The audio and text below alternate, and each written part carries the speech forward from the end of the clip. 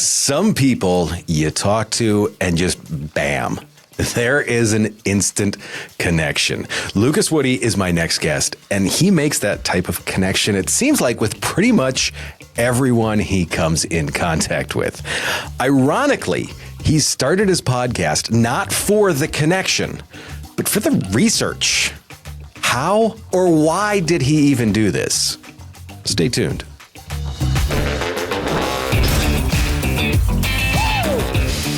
So, Lucas, you started your podcast for a very different reason, being research. And the first thing I'm going to ask is, what's something you found in your research in doing these podcasts that you can kind of reveal that may be a little bit different than what you thought it was going to be? Yeah. So as a coach, I live for the aha moments, right? Those moments when people go, oh, wow, like I didn't even think of that. And I had one of those in my interviews, which was phenomenal. And I was talking to a special guest. His name's Bobby Barber. He's a spiritual coach, and spirituality is one of the dimensions of wellness that we talk about in the model that I'm creating.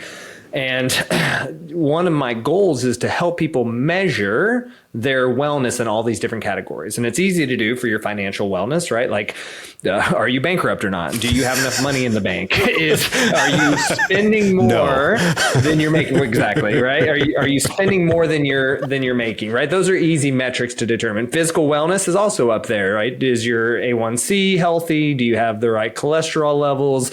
What's your body fat percentage, right? Those are all easy metrics. How do you measure your spiritual wellness? That was an interesting conversation. And so Bobby gave me a really good one. And we've heard this kind of concept before, but not in a way of like, how do we use it as a metric? But he said to measure spiritual wellness, we take a look at somebody's ability, willingness, amount of sharing the 3 T's: their time, their talent, and their treasure. And because spirituality is this idea of believing in something bigger than yourself, part of that is service to others. And so when you think about giving those 3 T's away, you're basically asking yourself, how much are you serving other individuals in your life? And so I just found that to be really profound, something that was seemingly small, but very nuanced in terms of the power of like, oh yeah, okay, do I want to know how spiritual I am? It's not the number of minutes that you spend, practicing your Bible and your verses. It's not the hours that you're at church. No, it's how much are you giving of your time, your talent, and your treasure to others. So that was my aha moment from the work that I've been doing that was really, really cool. That's interesting. Those types of stories are some of the ones that I love hearing. In this, you want to avoid repetition in your research, but in the same sense, you're trying to kind of keep things similar. So I had a guest a while back that says history doesn't repeat itself, but it does usually rhyme. How do you balance that need for like you avoiding repetition, but yet still kind of covering the same area, I guess I would say, or the same like thought process? Yeah, absolutely. So my background originally was wildlife biology, right? Which was absolutely worthless other than 2 things. One, I'm a hoot on a hike. I can ID trees and give you all sorts of information you didn't care about to begin with, and you still don't care about after I give it to you. The other is that I met my wife in my degree, and that was a phenomenal moment of my life, and I think hers too, right? So that was great. But my background is science-based, right? So the scientific method of forming a hypothesis and doing the research, repetition is really near and dear to my heart. And so part of that process is the idea of reducing variability, right? The more variable your research, the less likely it is you can repeat it. And if you can't repeat it, then you can't technically say that there's evidence to suggest that it's true in most cases. And so one of the aspects of my podcast that was unique to a lot of other podcasts is that I started with a very specific reason. I wanted to find out these metrics by which we can measure all these different components of our wellness and put it on a scale from sickness to fitness and all the different domains. And so I did that. I created this model and still working on it, still nuanced, right? All models are wrong, but some are useful, as George E.P. Box said, statistician. So So I really, really enjoyed that idea of using research to figure this stuff out. But research has to be repeatable. So the challenge I have with my podcast is I have to ask very similar questions so that I get multiple data points to suggest the work that I'm doing. But also, if you listen to the same questions over and over in a podcast, guess what you're going to do? Unsubscribe. So I have to figure out ways to bring in newness to these podcasts while also staying true to the purpose of my podcast to begin with, which is finding those answers that I'm looking for. That's interesting. That really is, because I mean, like you said, the science behind it. There's a lot of podcasts that talk about science, but there aren't as many that are based in researching the science. And that to me is so cool and so unique. To me, I want to tie that in. Like, there's a passion, obviously, that you have for this. And in some of the questions I asked ahead of time, you said that do not start a podcast, or for that fact, anything else, sure, because other people are doing it. It's trendy or whatever. You're not going to have the excitement to do it long enough to A, get good at it, or B, gain any traction. And I love those two things that you said: A, get good at it, and B, gain any traction. Everyone thinks that, okay, we're just a couple of guys talking on microphones. Obviously, there's a skill and a practice to this that we've both taken some time with. I'm going to pivot this question a litto bit, though. We're going to left turn here. As a coach, what's some signs that like someone can look at and say, I'm passionate about this, rather than just this is a phase or I'm chasing trends? What's something that you see that you say this is a passion for someone? Yeah, great question. A couple things come to mind almost immediately. One, so I was in health and wellness for a number of years. That's where I started my coaching journey, and I started that many moons ago. And longer than we either care to admit, right? Yeah, I don't want to talk about it. So, except for if people ask me how long I've been doing it, and they have to know that I've done it long enough, right? But I would have so many people who would want to be personal trainers, and the reason they'd want to be personal trainers is it was almost always the same. I love to work out, so I'm going to help other people work out, and I'm going to get paid money to do it, right? I'm going to be paid to be in the gym all the time. And I had to tell them, you love to work out. Do you love to watch other people work out with absolutely no benefit to yourself other than you get to help other people get better? Secondary question, can you tell somebody to push their knees out in a squat every day, 20 times a day for the next 20 years? Because if you can't imagine yourself doing that, step away. Step away quickly, because that's the type of repetition you're going to see is that same exact thing over and over. And you have to change, you have to nuance it, but you have to fall in love with that process of helping another person go through that. And so I think whether your passion is helping other people or your passion is making widgets, whatever it happens to be, you have to break that down to some of its most fundamental components and ask yourself, can I love this for a very, very, very, very long time? And it doesn't have to be the same thing forever, because hopefully you grow as a human and you want to change, but you do have to ask yourself, can I keep my love for this? Even if I grow, even if the factors change, can I keep loving parts of this enough to want to do it every single day, to want to continue to learn about it? So that's another piece of it. Can I love the fundamentals of it, and can I love the process of learning and growing? I love being a coach. It's my third favorite title after husband and father.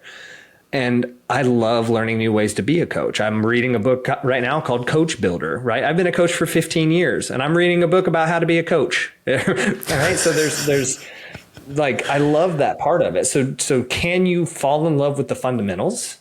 And can you fall in love with the process of learning about it? Because you're going to have to grow to continue to do it year after year as things change. Those two things are the things that I really think it takes to know whether or not you're passionate about something.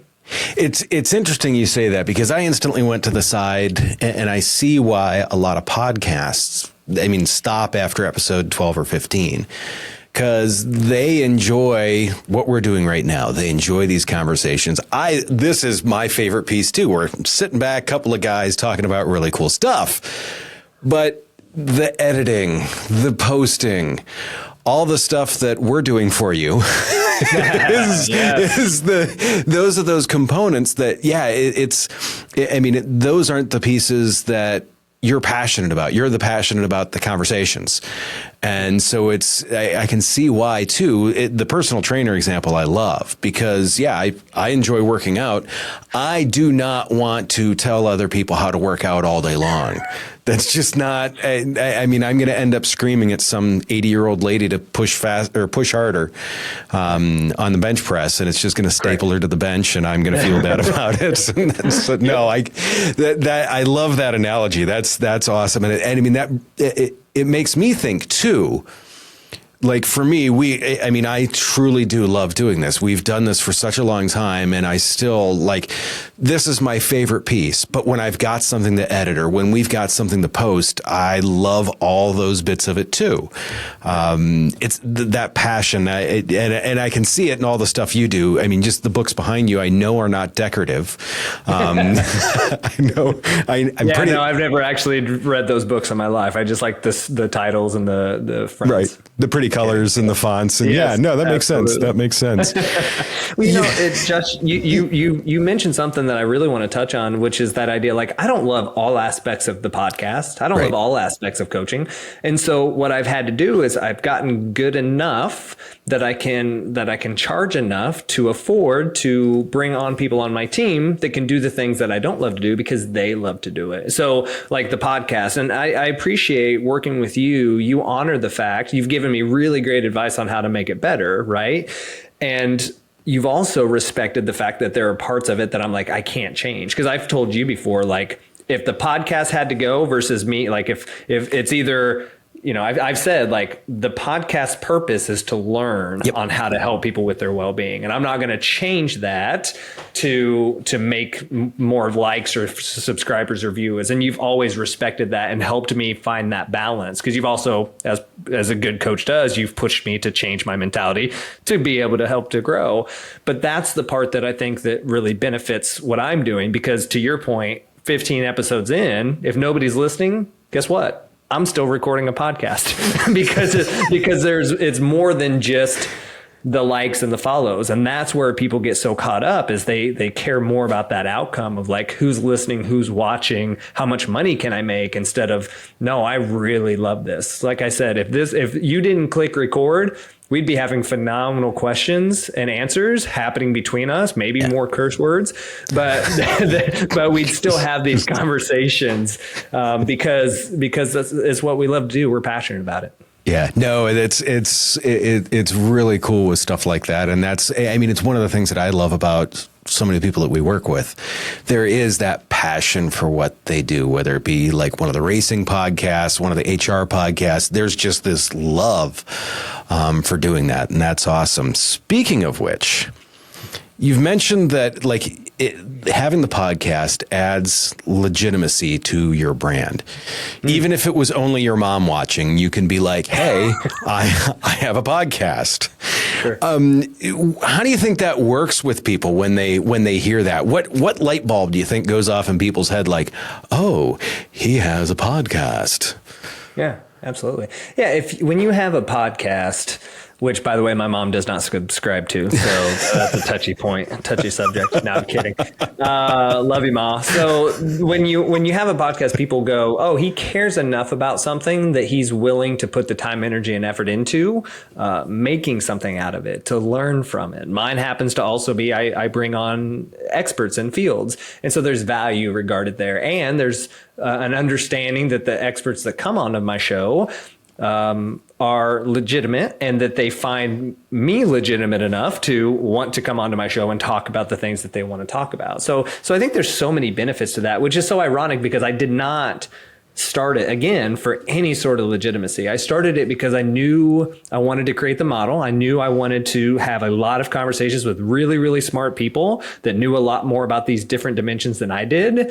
And I was like, you know what? We're going to have great conversations. Why not record them and share them with the rest of the world? And so that's where it all stemmed from. And just that desire to bring value to others is what I think aligns so well with people wanting to know more and to learn more. So having a podcast has been really helpful, and it is a lot of work, and it is rewarding, and it is a pain in the butt. But it also, it gives me the opportunity to do what I love, which is to talk about things that bring value to people's lives, and helps them optimize their well-being so their performance can improve. And so, the legitimacy that comes from that, I think, has been a side benefit that I've noticed. But yeah, people often, when they hear I have a podcast, I think they think it bigger than I think it sometimes. Because to me, it's just like, I get to talk to some cool people, and this is going to be a lot of fun, and we're going to learn stuff, and we're going to build something off of it. And they see it in a different light. But I mean, that's all forms of art, right? Beauty's in the eye of the beholder. It's funny. We have another podcast host that I've been around him when someone's like, "Oh, hey, I listened to your podcast," and he always goes, "So you're the guy." That is his just canned response. I absolutely love it. He's like, "So you're the guy," and he gets all excited, and the people are like, "Wait, what?" Because he's so honest and earnest about it. So something that I have thought about since we had the conversation about how your podcast, like the structure of it, and what your goals are with it, with those being very different. A lot of people, they're done with the podcast, it gets edited, they post it, we post it, however that works. That's done. That's a simple process. When you're done with your podcast, with it being research based, are you rewatching it? What are you doing to say, okay, I'm going to mark this down, this down, this down? Are you taking notes? Are you summarizing it? I'm curious as to I guess I would say the basic overview of what that post-production, let's call it a post-mortem, it looks like on that.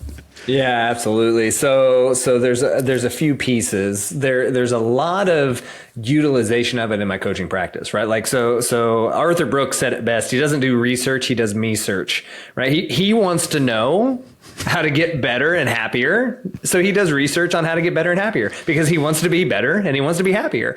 And so he also just happens to share it with the rest of the world because he's at Harvard and, they suggest that at Harvard. So that's a phenomenal thing. Like, I have found that coaches, all coaches really are they're a version of themselves that they wish they had when they were going through the struggles that they're now helping other people go through.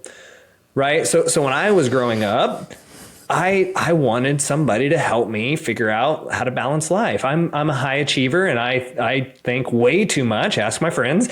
And I'm always constantly trying to ask what's the right thing to do? How much more can I do? How do I optimize this? I will oftentimes make my life way harder by trying to optimize how I carry things in the house, right? Like I'm going to put this here. It ticks my wife off. I'm going to put this on this counter right here so that as I walk by with my next thing in 12 minutes, I'm going to be able to just pick it up. And when it's not there anymore, I flip out, right? Same. It's like, same. Yeah, exactly. Right. And so I was on this journey to figure out more about like, what's it all mean? Physical wellness was important to me for a number of years. It still is, but I've broadened my idea of what well-being really looks like. And so as I go on this journey, I want to help other people in that regard, right? What is my purpose and how do I fulfill it? And that's my purpose in life, is to help others define theirs and fulfill it so they can contribute meaningfully to the world.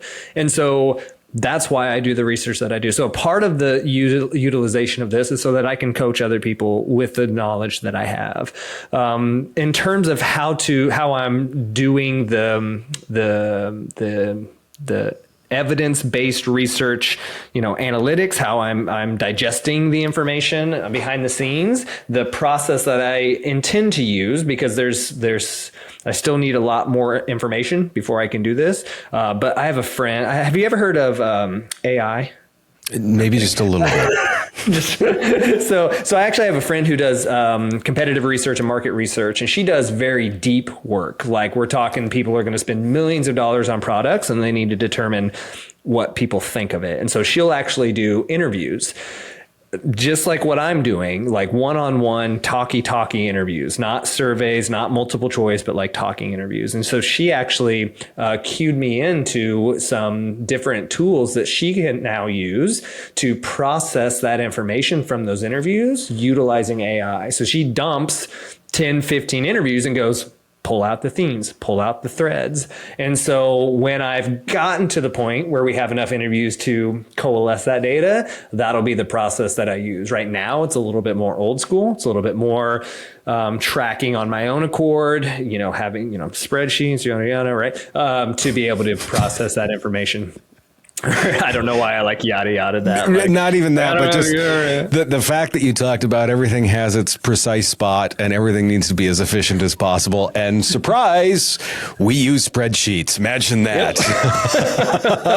Who would have thunk it? Big shocker there. You want to know how far this goes. So my home, we have 4-tier vacations. So we actually have a system that we use to determine what tier our vacations are: tier 1, tier 2, tier 3, and tier 4. What's the purpose? What are the objectives? How long is the duration?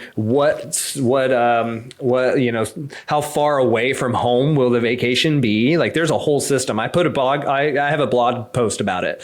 Like, that's the type of intentionality that I have. And for some people, they're like, you're insane. How do you live with yourself? And the answer is challengingly. But also the benefit to those thought processes, I'm actually doing a retreat here before too long. It's called the preloaded year retreat. And some people are like, I don't want to have my whole year planned out. Are you kidding me? What if I want to be spontaneous and go do the thing? I'm like, when was the last time you spontaneously took 2 weeks off and went to Europe, right? When did that ever happen to you? And so a buddy of mine, Jim Vatu, he's a financial coach. You may know him. He actually was on my podcast once, and he said, because people hate budgets because they're restricting, right? And he said, a budget is telling your money where to go instead of asking it where it went. And I loved that. And so to me, the same exact concept for your calendar. Your calendar is telling your time where to go instead of asking it where it went. And guess what? One of those two resources you can get back and one you cannot. So to me, having a schedule, having a calendar, knowing what I want to do with my time allows me to tell it where to go. I want to take time off to go be with my family. Well, I'm going to plan my 2-week vacation now, and nothing's going to get in the way of that. That makes, I love that. It's that intentionality, because I mean, if we don't schedule the podcast, it doesn't happen. If you don't plan, it just doesn't happen. And that doesn't mean that the plan can't change. Lord only knows I have taken a lot of left turns in life. And to me, it's that's an interesting thing to look at with that. And I love that concept. You've mentioned your ikigai. Did I do that right? You got it. Nailed it. Well, it's Japanese, so how we say it is probably way probably off. Wrong. Anyways, probably wrong. I've heard a lot of people say ikigai. Okay, well that's so. How did you? I mean, do they get that tattooed in English letters on them or no? So give me the quick definition of that, and then sure. How has that defined your podcast and your brand? Yeah. Oh, I love it so much. So there are a lot of people who utilize this concept, ikigai. So it's a Japanese concept, which means a reason for being. And so it's basically their concept for purpose, right? And don't get me wrong, it's been a little bit westernized. Obviously, a lot of Eastern culture philosophies have gone through some processes to come to the Western states and be utilized for whatever purpose we see. And so the concepts that we use when we describe ikigai may be slightly different than how they utilize it. So I just want to respect that to begin with. But I'm just going to hold on. Here we go. So this was literally on my wall right in front of me because I love it so much. It's visual. So for those of you listening, get the video version, guys. Come on. But ikigai. They don't want to look at us. Yeah, right. I have a face for podcasts. So Ikigai in general is the where the 4 points of these Venn diagrams meet, right? So it's what the world needs, what will it pay for, what are you good at, and what do you love? And so when those 4 things come together, you have Ikigai. Now that has a little bit of a nuance of like your job, your occupation. And sure. I don't think that that's the only thing we should think about when we think about these things, that we are more than our jobs. It's one of the things that I work with my clients. High achievers get really identified with their role, and typically that becomes deleterious to their health later on when they realize like their job's going to move on without them, or right. All the things that they did in their work maybe won't last forever. And so that's a lot of stuff I work with my clients. But this is in general kind of what that focus is. And I love how it talks about, when you match what you love with what you're good at, that's your passion, but it doesn't necessarily make you any money. When you can get paid for it and it's what the world needs, but it doesn't have your passions or what you're good at, well, that's a vocation. That's just your job, right? And so when I'm working with my clients, this concept of Ikigai really comes up because I want you to love what you do. I want you to be good at what you do. I want you to find something that the world needs and what you get paid for. A lot of my younger entrepreneurial students that I teach at the university I teach at, they know what they're good at or they know what they love. And so they think that the world will pay for it. And it's a mistake that costs them a lot of frustration and pain. But then the other side of it is you have the clients that are like, well, the world needs it and they'll pay me for it. So I'm going to do it even though I hate it. And so my goal with my clients is to try to figure out how to balance all 4. And to be frank, because I get a lot of people that are like, oh, it's all sunshine and roses in your world, Coach Woody, but not all of us can love what we do every day. I get that. Right. No question at all. Okay. I'm not suggesting that everybody gets to find and pursue their passion. I think everybody has the right to, and if you put the work in, you can. But the truth is sometimes you work a 9 to 5 where you get paid $65,000 for that job, or $50,000 or $45,000 or whatever you need for your quality of life. And you go mountain biking on the weekends and you freaking love it. And you get to leave work at home and you get to, or work at work and you get to come home and you get to separate those two and you don't have to stress about it. And you love going and hanging out with your friends on the weekend. Beautiful. That's a phenomenal life to live as long as you're intentional about it. And that's my big thing is don't get to the end of life and be like, I wish I would have, because you didn't stop and take that time to make those intentional practices. Love that. As we kind of wind down here, I've got a number of questions that I'm going to get you for some quicker answers on. Yes. And this is going to be ironic because normally, as we did today, it takes about 35 minutes before, when you and I have a conversation, we get 35 minutes in before we actually converse about anything that we were intending on conversing about, because we get talking about so many other cool things. And we're just really good at just getting stuff done. We only need 3 minutes to get the task done. So let's have some fun before we do it, right? So let's schedule an hour meeting that we're going to start at 57 after. With that, how does passion inform your approach to coaching? Because you kind of covered it with the Ikigai there, but how do you help people find maybe where they should be? Mm-hmm, mm-hmm. Yeah, I think a lot of it comes down to doing something like an energy audit. What do you love at home? What do you love at work? What are the things that bring you a lot of energy? And then start to audit those things, right? A lot of people transitioning to a different job, one of the first things I tell them in that career transition when I'm working with them as a coach is like, think about all the things you hated at your last job. Those are energy suckers. They go against your values. If you don't know your values and you don't know your purpose, then it's going to be really hard to make those next decisions. So doing an energy audit, because if you loved it, it's aligned with your values, it's aligned with your purpose. If you don't love it, it's disaligned. And so do an audit, right? I tell my students the best subject you can study in your 4 years here is yourself, because you need to know more about what you care about. So doing that audit can be really helpful to determine what you're actually passionate about, and then start to lean into, whether it's a side hustle or your next job, start to lean into those things that you love and try to reduce those things that you don't. Love that. Another quick one for you. Mm-hmm. You've mentioned that you have a number of coaches. You have like a financial coach. You've talked to someone with a spiritual coach. What is the toughest part of being coached for you?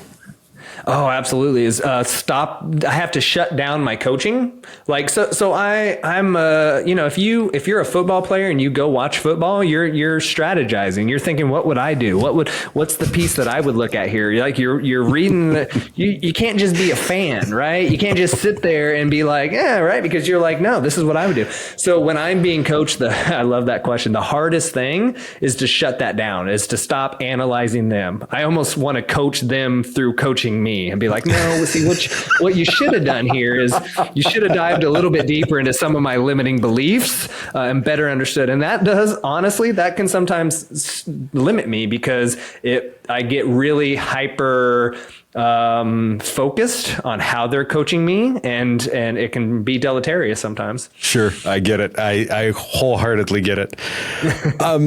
The last big question for you. What is something that someone should look for when they are trying to find a coach or a mentor? Oh, I love that. So I'm going to share, I have one of the most boring superpowers in the whole world. Do you want to hear what it is? Oh, yes, definitely. It's not flying. It's not invisibility yet. I'm working on it. My superpower is I ask really, really, really good questions. Makes sense. I've noticed this. Yeah. And then my follow-up to that is once I ask those questions, I listen. And I listen beyond the limiting beliefs that you have built for yourself and society has told you are important, and what your parents said was important, and what your boss is telling you, and what your teammates are telling you, and what you're telling yourself, which is the hardest thing. I'm good at sifting through those things. And so my suggestion, and I'm not the best coach in the world, far from it.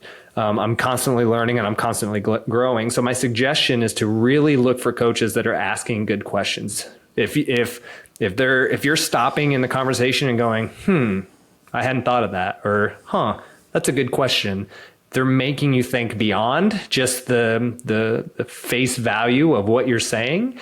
If they can give you that feeling like they actually care and you can trust them to answer those really, really challenging questions, then that is a sign that you are working with somebody who's going to get you through what you're trying to get through. I absolutely love that. To me, I feel like that is an amazing, amazing place to end. Lucas, I want to thank you for coming on. I really appreciate it. For everyone that's out there either watching or listening, this to me, I mean, the big thing that I picked up from working with Lucas and other things is, first off, there are so many different reasons to start a podcast. Research can be one of them. And just the fact that you record it, well, hey, that is a total awesome added bonus. I mean, you're going to get content from it. Great. And you're doing research. Awesome. The possibilities out there are limitless. And to me, that makes it such a very, very cool thing. Make sure we've got some more great guests coming up. Make sure that you are tuned in, subscribed, followed, all the other happy stuff. As always, do me a favor, take care of yourself. And if you can, take care of someone else too. I will see you very soon.